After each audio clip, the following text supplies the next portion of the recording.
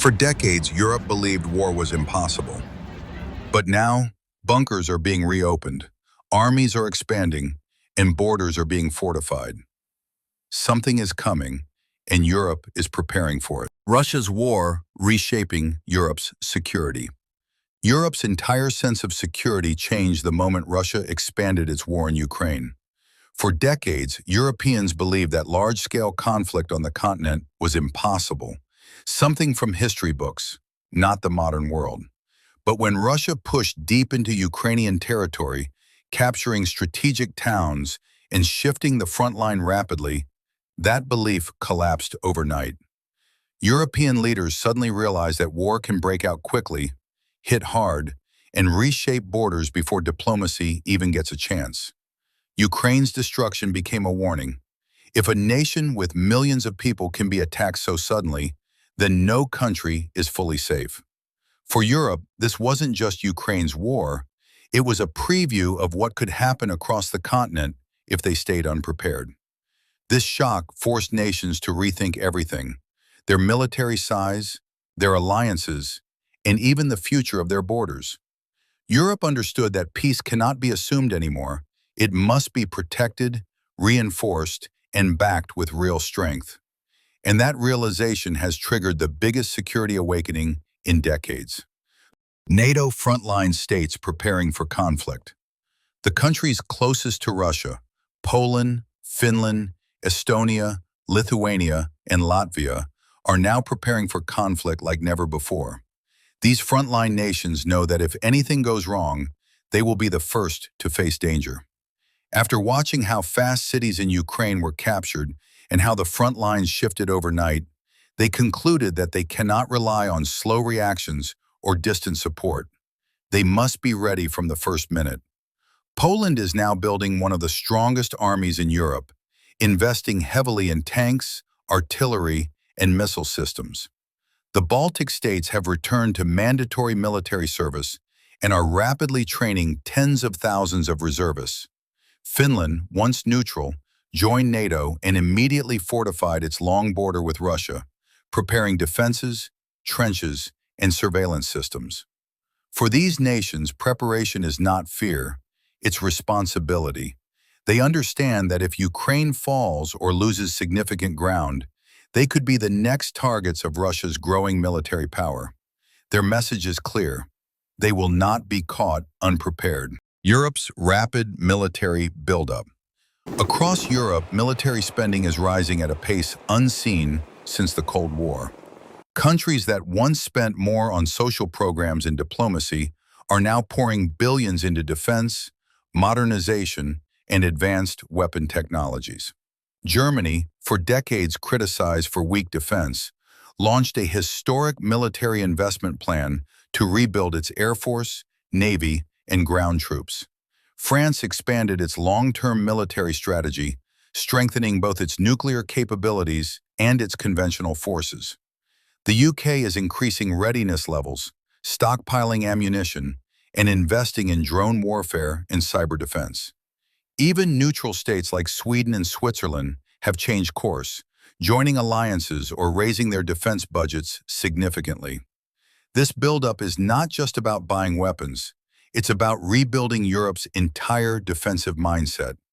The continent is adapting to a new world where conflicts are fast, technology-driven, and unpredictable. Europe finally understands that strong armies aren't symbols of aggression. They are insurance against disaster. Every country now wants to be ready, not reacting too late like Ukraine did in 2014. U.S. warning about a possible future war. The United States, Europe's main security ally, has delivered one of the strongest warnings in decades. Europe has 3 to 5 years to prepare for a potential conflict. U.S. intelligence believes Russia's military production is growing fast, and once the Ukraine war stabilizes, Moscow may rebuild its forces even stronger. This doesn't mean the U.S. expects a guaranteed war, but it does mean the risk is rising.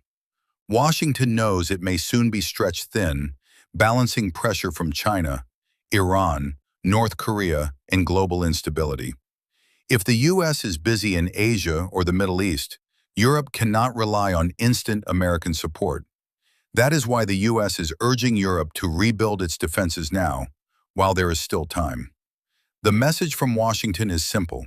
Russia is adapting, rearming, and preparing for long-term confrontation. Europe must do the same. This warning has accelerated Europe's military spending, alliance coordination, and readiness planning. It is no longer about predicting war. It's about preventing one by being strong enough to deter it. Rising internal tensions across Europe. Europe faces not just one threat, but many. Several regional tensions simmer across the continent, and any one of them could escalate into a larger crisis. In the Balkans, Serbia and Kosovo remain locked in a dangerous political and ethnic standoff. Their disputes have sparked riots, military alerts, and fears that violence could erupt again. In the Caucasus, the Armenia-Azerbaijan conflict has displaced entire populations and destabilized the region. Meanwhile, Turkey and Greece continue to clash over airspace, islands, and natural gas reserves, bringing their militaries to alert levels multiple times per year.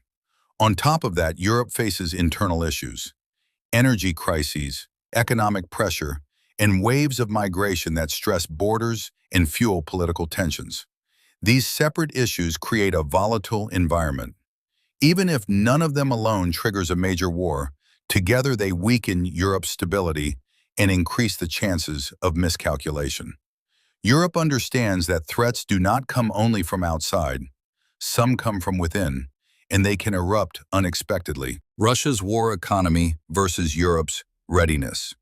Russia has transformed its entire economy into a machine built for war. Factories operate day and night, producing tanks, missiles, drones, artillery shells, and armored vehicles. This gives Russia a major advantage. It can sustain long-term war at a pace Europe cannot currently match. While Europe focused on welfare systems and diplomacy over the years, its ammunition factories and weapon production lines slowed down or shut entirely. The Ukraine war exposed this weakness.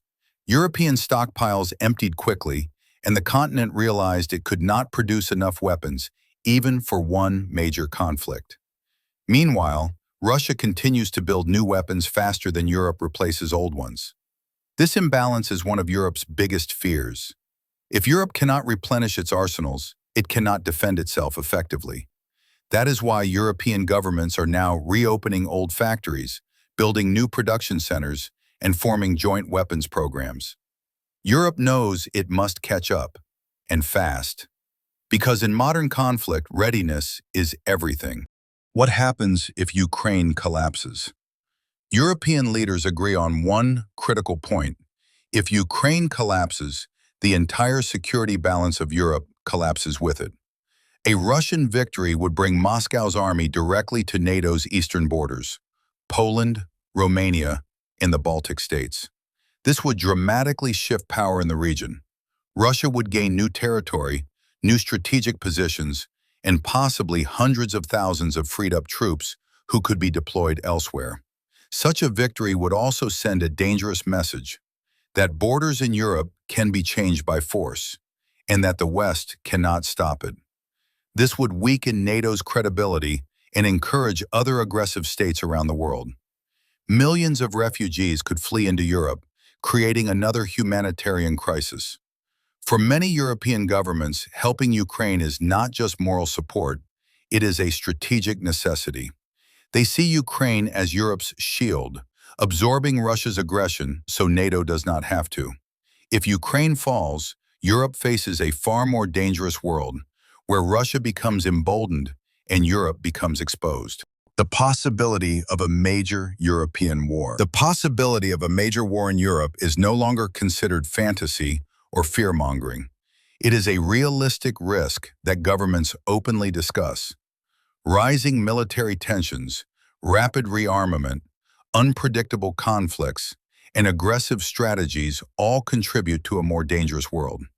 A large-scale war may not happen tomorrow, but the conditions for miscalculation are growing.